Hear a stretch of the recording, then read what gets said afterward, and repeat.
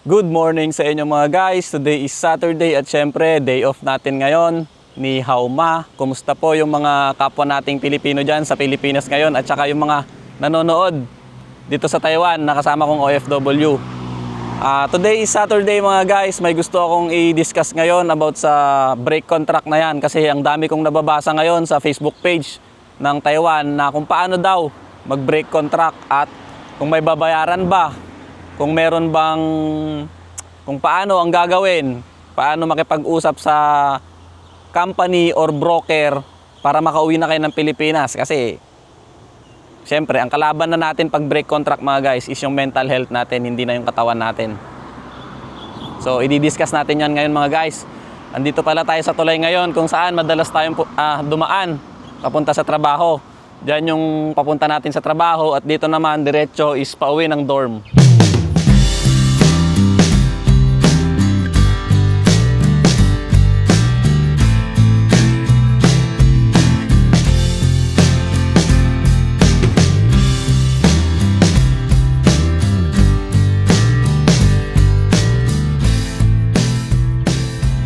Ano nga ba mga guys ang dahilan kung bakit nagkakaroon ng break contract or bakit gustong magkaroon ng break contract? Kung bakit gustong mag-break contract ng isang OFW dito sa Taiwan. So ang number one mga guys kung bakit gustong mag-break contract ng mga kapwa nating Pinoy is yung trabaho, yung physical na trabaho natin dito sa Taiwan, yung factory mismo.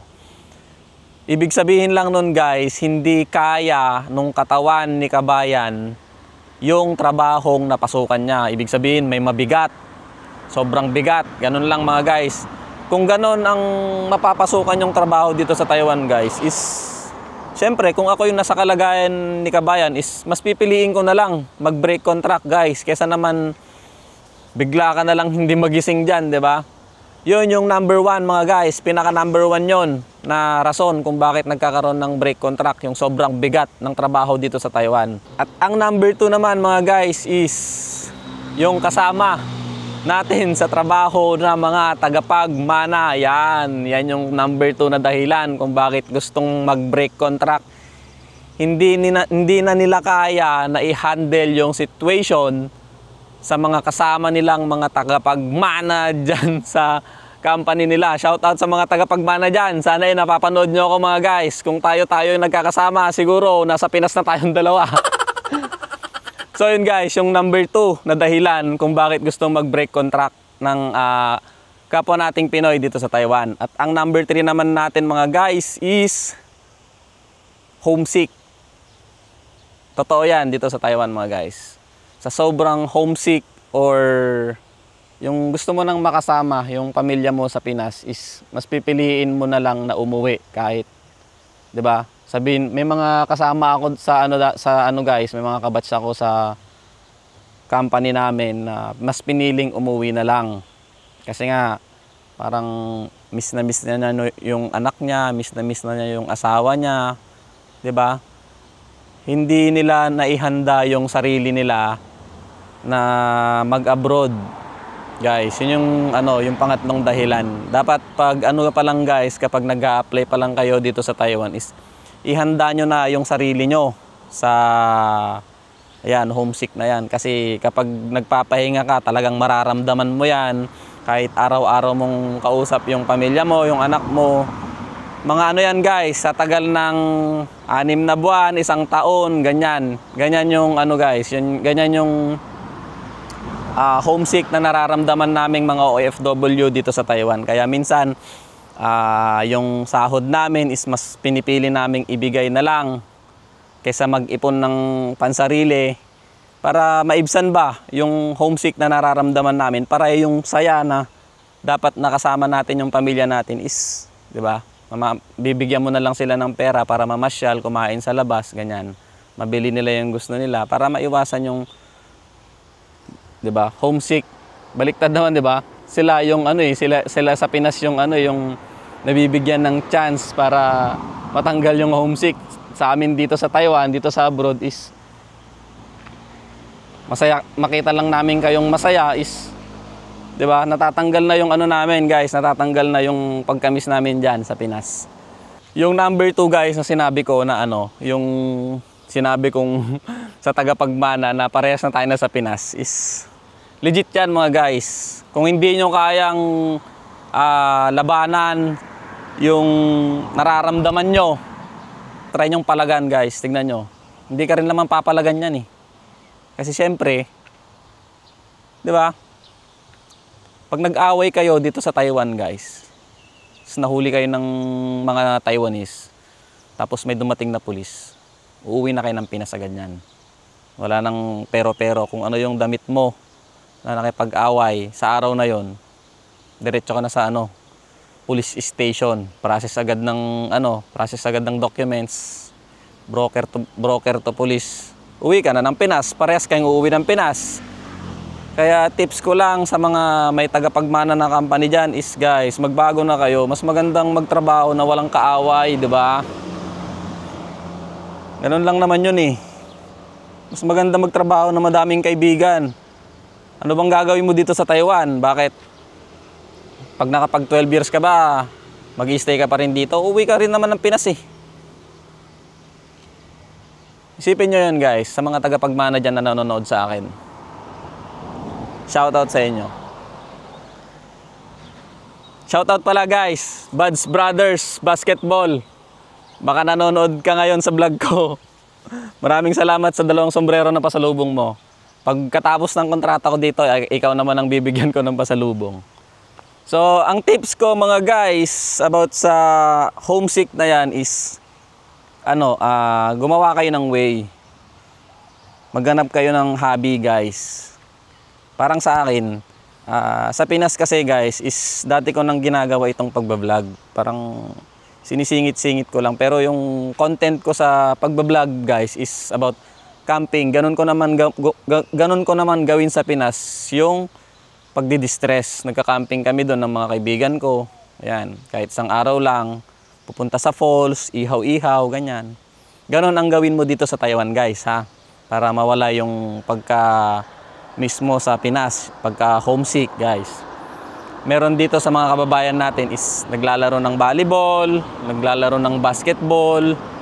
Ayan, para mawala yung homesick nila. Yung iba naman nating kababayan is nagra-rides, nagta-Taiwan loop. Ang daming pasyalan dito sa Taiwan, guys. Ang daming way para malabanan ang homesick dito, guys. Nasa sa inyo na lang talaga kung paano mo i-handle yung situation, paano mo pakalmahin yung sarili mo sa pagkamis mo sa Pilipinas. Ganun lang, guys. At yung ibang kababayan naman natin, iba-iba naman yung ginagawa nila, ibang way. Pangit na paraan, guys, yung kabit-kabit na yan. Uso dito sa Taiwan, guys, yung ganung sitwasyon. Pagkaraan ng ilang buwan, mahuhuli ng asawa, o maghihiwalay, sira ang pamilya, 'di ba?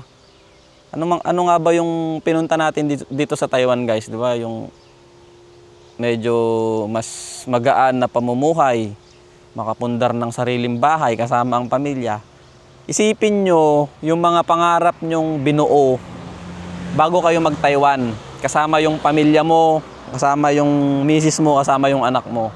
Yun yung isipin nyo, guys. Kasi kapag nagkaroon ka ng kabit dito, na-attach ka sa babae.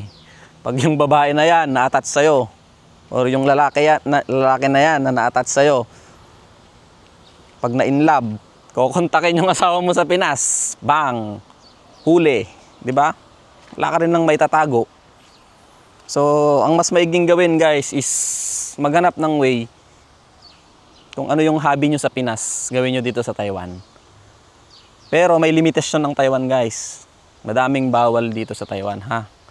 Gumawa tayo ng mabubuting bagay dito kasi ang Taiwan, guys, napakagandang bansa. Pag nandito na kayo sa Taiwan, masasabi mo na lang na sana ganito sa Pinas. Sobrang disiplinado ng mga tao dito, guys. Yung pera dito mahalaga. Kahit saan naman, mahalaga ang pera. Pero yung pagiging disiplinado ng tao dito, guys, kung pwede lang tumira dito eh. Dadalhin ko na yung pamilya ko dito. Pero wala eh. Hindi tayo ano, hindi tayo pwede dito. Sa Pinas talaga yung bayan natin. Sana magbago na yung ano, no? Magbago na yung mga... Well, maganda naman sa Pinas, guys. Sana ano lang, magbago yung mga pananaw ng mga politiko natin diyan. Kasi hirap na halos lahat ng kababayan natin diyan. Sana tanggalin yung ano, tanggalin yung minimum wage, matanggal yung mga malinis yung mga kurakot, 'di ba? Flood, oh. Speaking of flood control, 'di ba? Tignan niyo yung flood control ng Taiwan. Proper drainage. Tignan mo, may stainless pa dun, oh. Pag sa Pinas yan, ninakaw na, guys. Tignan niyo tong ano nila, oh. Tignan niyo tong dike nila, guys, oh. Napakalaki. Di ba? Ang laki niyan. Sana lang, guys. Magbago yung ano ng mga gobyerno natin, yung mga pananaw nila sa buhay. Hindi yung pansariling interest lang. So, dito ko muna tatapusin yung vlog natin ngayon, mga guys. Bibili muna tayo ng ano, ng stock natin na itlog. Pang 1 week para may pagkain tayo sa dorm. So, sana nabigyan ko kayo ng tips, guys, about sa mga gustong mag-break contract.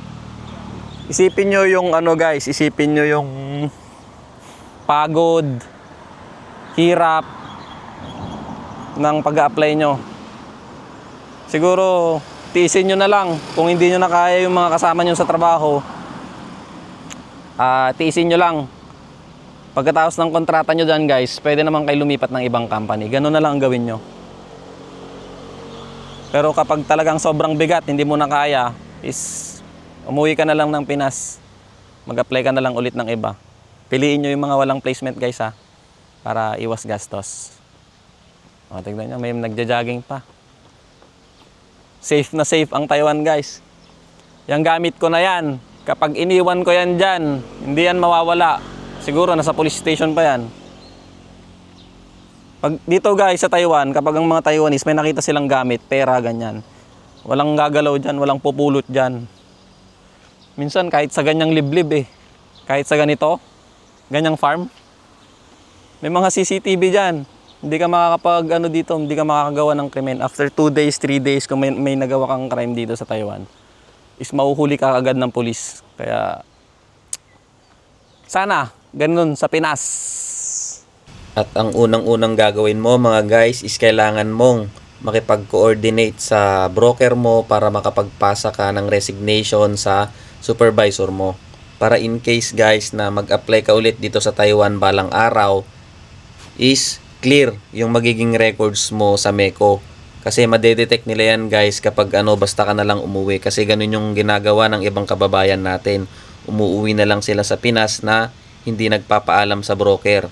Madedetect po nila yan at magiging problema yan sa MECO kapag nag-apply ka ulit dito sa Taiwan. So, ang sagot natin, guys, kung may babayaran ba kapag nag-break contract ka, is wala po. Ang iisipin mo lang is yung pamasahe mo pa uwing Pinas. Around 2,000 to 5,000 NTD lang yon, mga guys. Kaya sa mga nandyan sa Pinas na nanonood ng vlog natin, is isipin nyo na yung possible na situation na mapupuntahan nyo dito sa Taiwan. Merong magandang trabaho dito, merong magaan, merong mahirap. Ilagay nyo sa isip nyo, mga guys, na mahirap yung mapupuntahan yung trabaho dito para pagdating nyo dito sa Taiwan is less expectation na.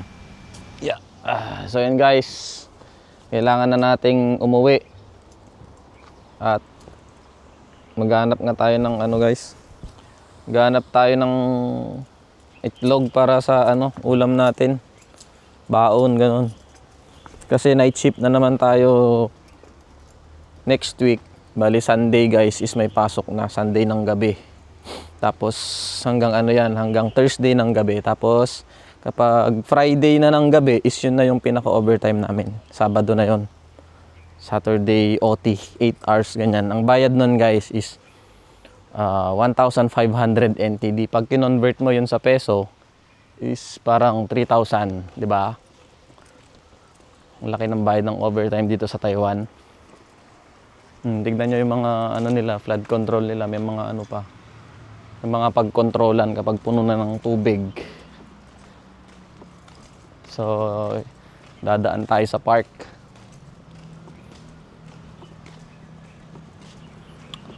Samahan nyo ako. Bibili ng itlog. So, ito yung park guys. Ito yung kadugtong niya. Doon, banda doon is yung sa may last vlog natin.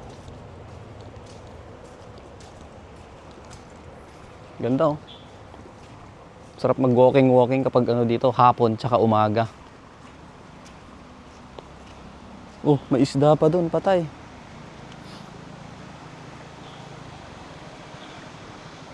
Ang daming tilapia ng ano guys, mga ganito sa Taiwan. Kaso unsafe kainin kasi ang tilapia dito guys hindi pang ulam sa kanila, parang pang ano ba, panglinis ng ilog.